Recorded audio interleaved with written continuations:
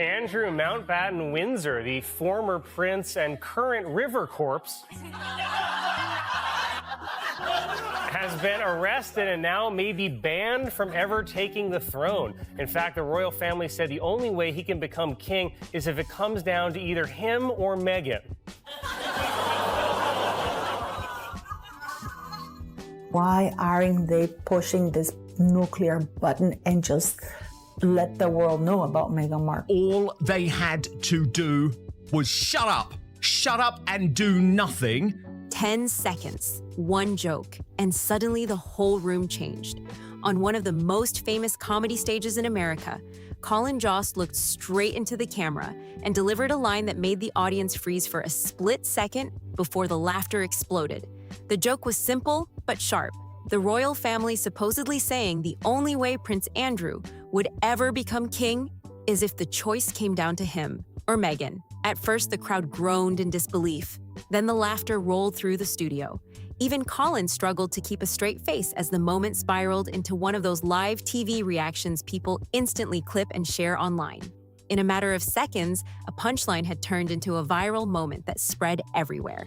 But here's the detail many viewers missed. This wasn't even the first time the show aimed a joke in Meghan Markle's direction. Just weeks earlier, during another broadcast, the same host delivered a different punchline while talking about a new trade agreement between the United States and Britain. The setup sounded serious at first, until the twist landed. Britain's one request, the joke said, was that America keep Meghan Markle. The crowd burst out laughing again, and moments like that only land when the audience already understands the tone behind the joke. Comedy writers don't risk lines like that unless they believe the cultural mood has shifted enough for the audience to instantly get it. 2 jokes, 2 separate nights. And Prince Harry and Meghan Markle were probably going to get their best news cycle in years because we know deep down they want to bring down the British royal family. Just here it comes. Reopen British markets for American companies. All that Britain demands in return. Andrew's confiding to friends about the not-so-secret relationship with him and Meghan Markle, and this is why Prince Harry wants to end the marriage, and is so disgusted he can barely touch his woman. Since you like that, here's another. Build electric cars, he's going to Mars. Why is he even involving himself with Twitter? It would be like if the Prince of England gave it all up just to marry an actor from Suits. Harry and Meghan are back at it again, being both spreading across the internet within hours. What made it even more surprising is that the same show spent years treating Harry and Meghan as sympathetic figures facing constant pressure from the press and royal tradition. Yet suddenly, Meghan was appearing in punchlines instead. That kind of shift rarely happens by accident. Comedy shows study public mood carefully because they rely on audiences reacting in real time. When a topic becomes fair game for repeated jokes, it usually means something in the wider conversation has changed.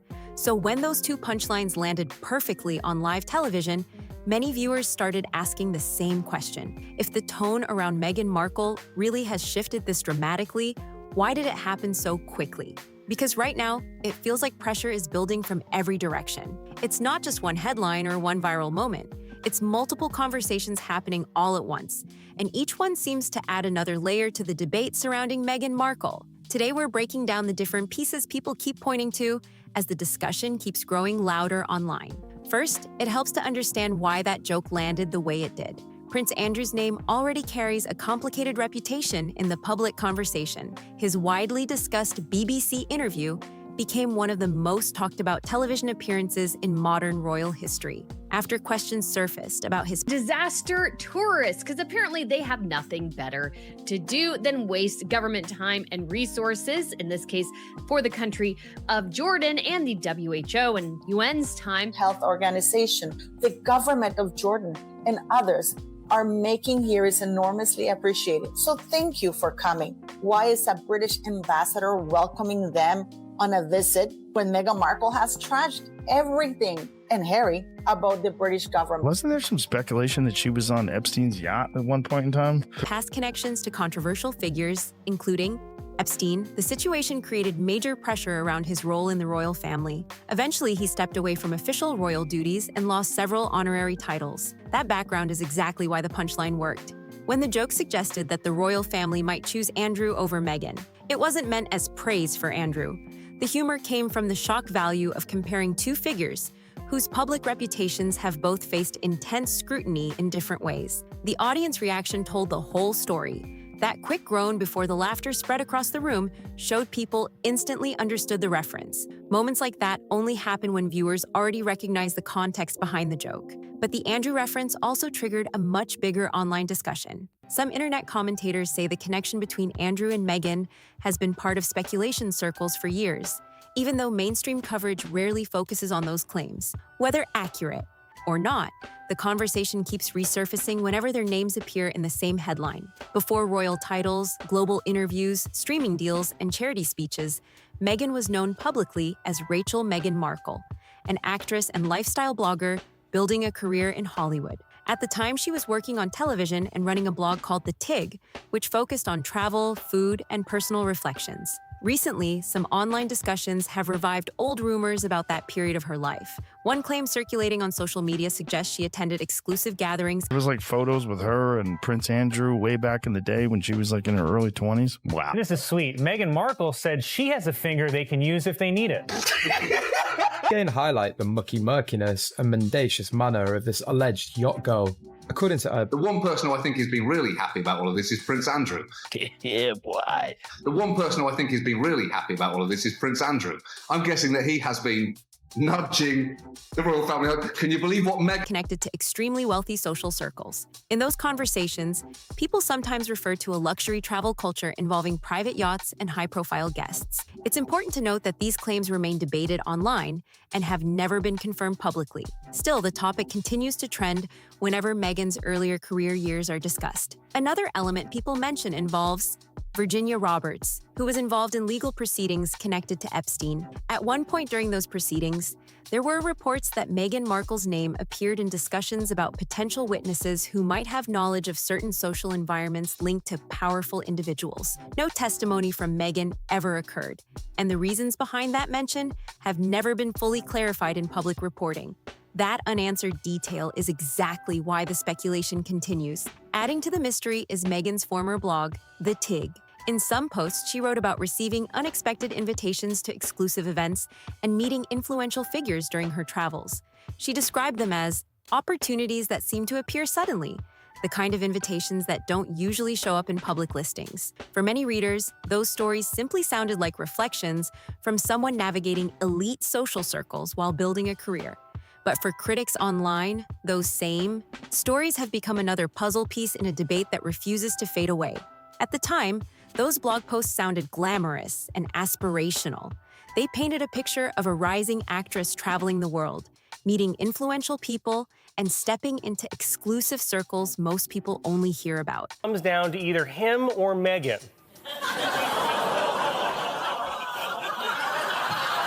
Oh my God, there's so many things to unpack in that joke. First of all, the groans are brutal. Comes down to either him or Meghan. It's like they don't want to laugh, but they do because then, listen, they laugh. They're not that bad, sorry, but they know that was brutal. That's because again, it's like the only way he'll be king royal is if it's him or Meghan. They still would say no to Meghan. But today, many readers are revisiting those same stories with a completely different perspective. The tone that once felt dreamy now sparks a lot more curiosity online. Another detail that keeps resurfacing involves something people close to Meghan's earlier life have mentioned publicly. According to someone who reportedly knew her first husband, Meghan once had a vision board that included Prince Harry long before the two ever met. Supporters say it simply shows ambition and belief in big dreams. Critics see it differently and argue it suggests careful planning. Either way, the idea that Meghan simply stumbled into royal life is something fewer people online seem to believe. Today, many now describe her path as extremely strategic. In their view, every step of her career, every social introduction, and every new connection helped open another door along the way. Because of that perception, people are now revisiting earlier chapters of her life with intense scrutiny. Every old photo, every past interview, and every archived blog post is being examined closely as internet discussions grow louder. And Meghan's response to these circulating questions has been noticeable for one specific reason: silence. No detailed statement, no direct response, no long explanation addressing the claims being shared across social media. That quiet reaction has surprised some observers, because Meghan has previously used legal channels to challenge media coverage. There's always a serious side to the SNL comedy. I don't usually agree with it because it's very left-wing. But effectively what they're saying here is that, yep, we agree, Meghan Markle, less popular than Andrew Mountbatten Windsor. She is now living in denial. She thinks she can somehow pick up the pieces of her shattered life and resume what she used to do, which was, ligging money off people, coming up with rubbish projects, borrowing money, being paid for, and just generally jet-setting around the world freeloading. Well, nobody wants to know her. She believed crossed the line. In the past, she has taken strong action to defend her reputation when stories threatened her image. So when new rumors spread and no response followed, it immediately caught people's attention. For critics, that silence feels strategic. They believe her team may be carefully deciding which conversations deserve a response and which ones will fade away on their own. For supporters, the silence could simply be a decision to avoid amplifying internet speculation. But the absence of a response has become part of the story itself. Another topic fueling the conversation involves older photographs showing Meghan Markle and Prince Andrew appearing at the same social setting years before she became connected to Prince Harry. Images like that are not unusual in high-profile social circles, where actors, business figures, and members of royal networks often attend the same gatherings. Still, those photos have sparked renewed interest online. Some viewers recall that Meghan previously said she did not know Andrew personally, which has led critics to question what the exact nature of those encounters might have been. Supporters argue that appearing in the same photo at a large event does not mean people had any meaningful relationship. What's notable is that major media outlets have not pursued the topic heavily, which has only added to the speculation among online commentators. While internet debates were intensifying, Harry and Meghan were photographed during a humanitarian visit in Jordan. This was on the Weekend Update section with Colin Jost, who has mocked Meghan before. Like, I gotta say, I think this one's the biggest roast yet. You ready for it? Here we go. Andrew Mountbatten Windsor, the former prince and current river corpse. Look at that. I gotta pause also for commentary purposes. That photo, my God, how did that get out? Oh, he looks, good. I'm not, but my God, he does look. Images from the trip showed them attending meetings and speaking with local leaders, while cameras captured the event from every angle. But behind those images, another conversation has been circulating about the couple's charitable organization. Some observers say the foundation's public activity appears quieter than it once did. With fewer visible projects being promoted compared with earlier years, supporters counter that many charitable initiatives happen behind the scenes and are not always widely publicized. One photo from the Jordan visit became widely shared online.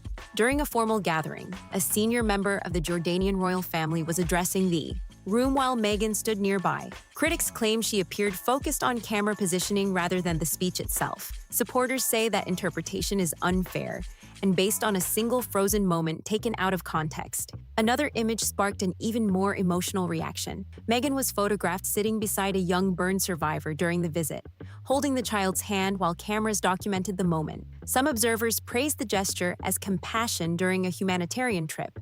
Others accused the scene of echoing historical imagery associated with Princess Diana, suggesting the resemblance felt intentional. At the same time, critics often bring up Meghan's strained relationship with her father.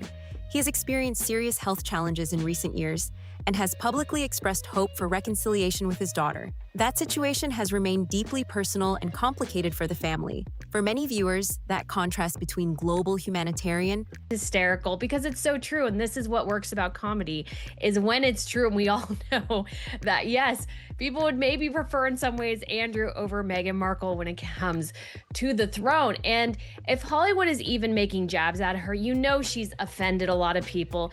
We know she hasn't done good work in the entertainment industry, and people are taking notice. People are noticing, hey, that yeah, Meghan Markle may have this title, but nobody really likes her. Nobody buys her stuff. And so we have this situation here where it's just so rife and so... Appearances and unresolved family tension creates a powerful emotional debate. It is no longer just a media discussion or a political conversation. For many people watching, it feels personal. And that's why the reactions remain so intense. And right in the center of all this stands Prince Harry, looking more and more like someone realizing just how heavy the consequences of his choices have become. His life changed dramatically over the past few years, and every major decision he made reshaped the path he had followed since childhood. Harry stepped away from royal duties, left the country where he grew up, and moved far from the structure that had defined most of his adult life. His military career, his day-to-day role inside the royal institution, and the close routines he once followed all shifted quickly once that decision was made. People close to the situation have often said that many around him expressed concerns before everything changed. Reports over the years suggested Prince William urged caution before the wedding. Even Meghan's own family members publicly shared opinions about the relationship at the time. Supporters say Harry followed his heart. Critics argue he ignored warnings from people who knew him best. What makes the situation feel emotional for many observers is how isolated Harry sometimes appears today. Several longtime friends from earlier chapters of his life have faded from public view, and the circle around him now looks very different from the one he had growing up. For some viewers, that shift creates a sense of sadness rather than anger. Epstein's last known girlfriend. She is on record saying that the only times she flew on a plane, went on a yacht, or whatever, was with her boyfriend, Jeffrey Epstein. And here we have Meghan Markle parading on a yacht since 2014. Retire, bitch! Virginia Roberts wanted to call Meghan Markle as a witness, and she said it was exactly because Meghan Markle was a close past associate of Prince Andrew and would have seen or participated or been around whatever he was doing. Why isn't the press calling this? They remember the younger Harry who served in the military, worked closely with veterans, and often appeared alongside his brother during royal engagements. Watching that transformation over time has been difficult for some longtime royal watchers. And this leads to the question that continues to circulate in public debate: the titles. Harry and Meghan still carry the titles Duke and Duchess of Sussex, and those titles remain tied to their public identity. Critics argue those titles give weight and legitimacy to everything they do internationally. Supporters say the titles are part of royal tradition and do not automatically disappear when someone steps away from official duties. Still, the discussion has grown louder. Some commentators believe removing the titles would dramatically change how the couple's projects and appearances are perceived. They argue that many partnerships, invitations, and international appearances are influenced by the prestige connected to royal status. The debate intensified after Harry and Meghan traveled to the Middle East for a humanitarian visit. Critics describe the trip as resembling a diplomatic tour, even though it was not officially coordinated through royal channels. Supporters say it was simply a charity-focused visit, intended to highlight humanitarian issues. During that trip, comments Harry made about the situation in Gaza sparked... I mean, she used to be on Deal or No infiltrated? Deal. Look, she was on Deal or No Deal. Yeah, that's right. Listen, I brought Meghan Markle, whatever her name is, to my Deal or No Deal celebrity golf tournament. She was one of my Deal or No Deal girls that were, she was a caddy. She denied being interested in the royal family, which she totally was. I know someone who knows the ex-husband who said she had a vision board with Prince Harry on. Controversy. Some officials in the region publicly disagreed with his remarks, saying certain details did not reflect their understanding of events. Moments like that quickly become sensitive when someone with a royal title speaks publicly on global issues. That's why some commentators argue the situation goes beyond celebrity headlines. In their view, whenever a royal title appears in international discussions, it carries political weight whether intended or not. Calls for action have grown stronger among critics, who believe the royal family should clearly redefine the couple's status. Others say removing titles would only intensify the controversy rather than resolve it. Either way, the debate keeps building. And it brings many people back to that viral comedy moment again. Not because a late-night joke is the most important development in this entire story. It isn't. But the reason that joke spread so quickly is because it reflected something people already sensed in the wider conversation. Because the deeper questions surrounding Meghan's past are still the part of the story that people online refuse to let go of. Every week, another thread resurfaces, another archived clip appears, another screenshot from an old interview spreads across social media. None of it has fully settled the debate, and that uncertainty is exactly what keeps the conversation alive. For years, Meghan's public image was built around reinvention. Actress, blogger, humanitarian, royal figure, global speaker. Each chapter of her life introduced a new version of the same story. Supporters saw that as evolution and ambition. Critics now describe it as careful image management. And the internet is not just revisiting her royal years anymore. People are digging far deeper into the time before the palace, before the global spotlight. The monarchy, what did you think it was going to be like? Well, I didn't do any research about what that would mean. You didn't do any research? No. I've never looked up my husband online. What? Let me introduce this thing called Google, okay? Over there, I think it's called Lori. It's full of useful information. For instance, turns out your husband knew Princess Di. That might have been a hint that this was going to be a rough gig. So while you're Googling, you might want to try the combo Andrew, Island, and Epstein. They're superstars, and they don't like publicity. They live in Montecito to avoid photographers, and they believe that Harry and Meghan, with their pretty obvious courting pursuit of publicity, are spoiling the privacy of... Before the world even knew her name, they are looking at early career interviews, old photographs, connections with social circles that were once ignored, and posts from her lifestyle blog that were written when the audience was much smaller. Back then, the tone felt glamorous and aspirational. Meghan wrote about travel, meeting influential figures, and navigating elite spaces that seemed almost unreachable to most readers. The post described private invitations, unexpected opportunities, and moments that sounded like scenes from a movie. At the time, fans saw those stories as proof she was building a life full of adventure. But now, critics are asking whether those same stories hint at something more complicated. They are looking at how quickly certain doors opened for her in Hollywood. They are questioning how someone with a relatively modest acting profile managed to enter extremely exclusive circles so early. They are asking whether those invitations were simply networking opportunities or something else entirely. Supporters dismiss those claims instantly. They say Hollywood is built on networking and social introductions. Actors attend parties, meet wealthy investors, travel to luxury events, and build connections. That environment has always been part of the entertainment industry. To them, the rumors circulating online are nothing more than speculation built on coincidence. But the questions persist. Part of many scandals, yet the palace is interceding on her behalf. So are we under any doubt that this is any different?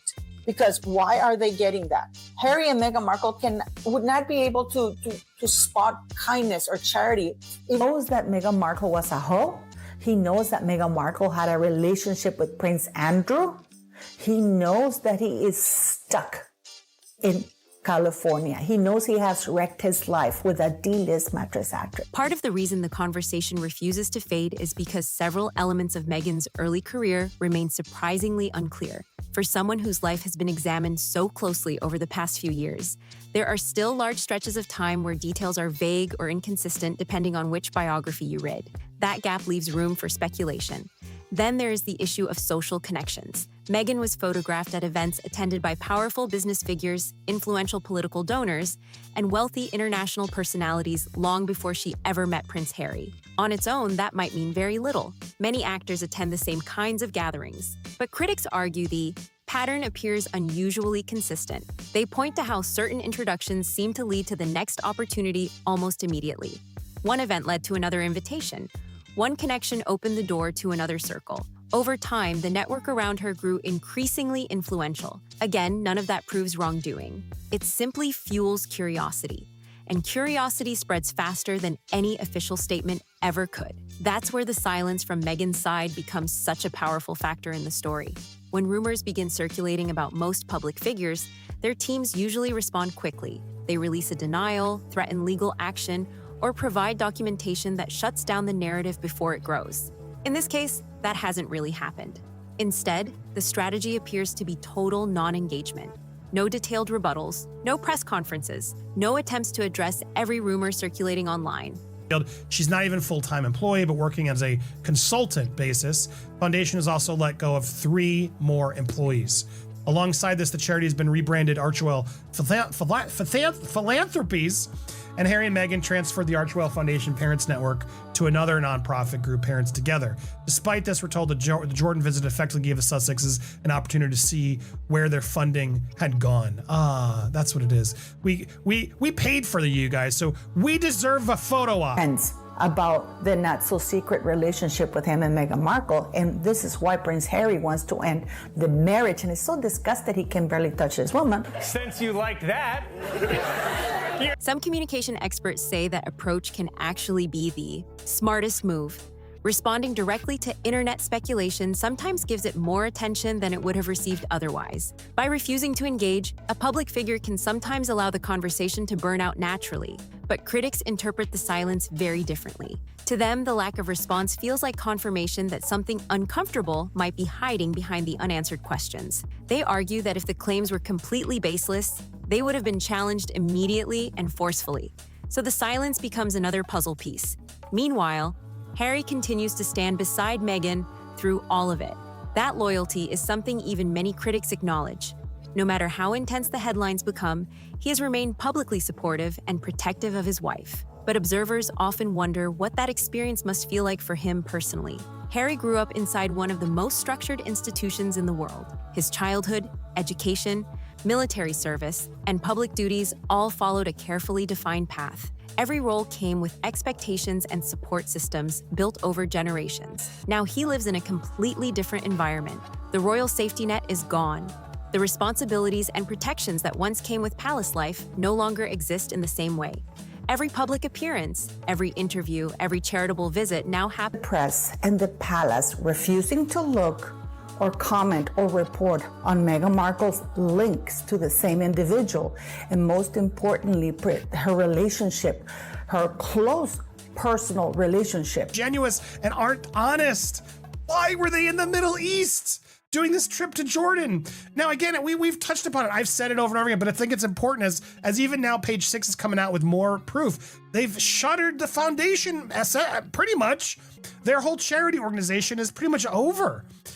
This latest quasi-royal trip is being questioned after Page 6 revealed that the couple has essentially shuttered their Archewell Foundation and let go nearly of all their staffers. In a world shaped more by media narratives than by royal protocol. For some viewers, that shift makes Harry appear increasingly conflicted. At times, he seems determined and confident in the path he chose. At other moments, he appears exhausted by the endless controversy surrounding his new life. Body language experts on television panels have spent hours analyzing those subtle differences in interviews and public appearances. Whether those interpretations are accurate is impossible to know. What is certain is that the debate surrounding Harry and Meghan has become one of the most polarizing conversations in modern celebrity culture. Supporters see them as independent voices challenging outdated systems. Critics see them as figures who left an institution only to continue using its prestige. Both sides feel strongly, and neither seems ready to back down. And that brings the story back to where it began: public perception. Comedy shows, news panels, podcasts, and social media debates all play a role in shaping how audiences interpret a public figure. A single joke can sometimes capture the mood of millions of viewers in one quick moment. That's why the SNL punchline traveled so quickly across the internet. It wasn't just about the joke itself, it was about what the reaction revealed. The audience recognized the reference instantly, and the laughter showed they understood the shift in tone. Meghan Markle couldn't even pass the foreign officer's exams test. And it's highly doubtful that she actually graduated from university because her picture at the Northwestern yearbook is not even there, in spite of the fact that they gave the students almost 2.5 weeks to schedule a time to get the picture. They have two staffers. Again, it sounds like on consultant basis, they're out of cash. This is all smoke and mirrors. They've been forced to downsize the staff as was costing them too much. And so, yeah, there it is. Comedy rarely leads cultural change. It usually reflects it, which means the real question isn't whether Meghan Markle has become a target for late-night jokes. The deeper question is why the public conversation around her changed so dramatically in the first place. Is it the accumulation of controversies? Is it the contrast between humanitarian messaging and personal family disputes? Is it the unresolved questions about earlier chapters of her life? Or is it simply the natural cycle that happens to almost every high-profile figure eventually, where admiration turns into scrutiny once the spotlight becomes intense enough? Right now, nobody seems to agree on the answer. But one thing is clear: the story is far from finished, and the debate surrounding Meghan Markle and Prince Harry is still evolving with every new headline, every resurfaced clip, and every viral discussion online. The photographs with Andrew matter more. The questions about the struggling foundation matter more. The complicated family situation with Meghan's father matters more. The royal titles still attached to Harry and Meghan matter more. All of those issues carry far more. Wait, then one late-night comedy joke. But the joke still mattered for one very specific reason. It signaled that the tone of the public conversation had changed. When a major American comedy show that once treated Harry and Meghan with sympathy suddenly places Meghan in a punchline alongside Prince Andrew, and the audience bursts into laughter, something shifts in the cultural mood. Moments like that can feel small, but they often reflect a deeper change happening in public opinion. People who once felt hesitant to share criticism suddenly feel more comfortable speaking openly. Commentators who previously held back their opinions begin discussing the topic more directly. Even casual observers who stayed quiet online start sharing their thoughts. And once that kind of shift happens, it's very difficult to reverse. The discussions online keep getting louder. Questions about past connections, public appearances, and the future of the Sussex titles continue circulating across social media. The couple's charitable efforts, their global visits, and their role outside the royal institution are all being examined more closely than ever before.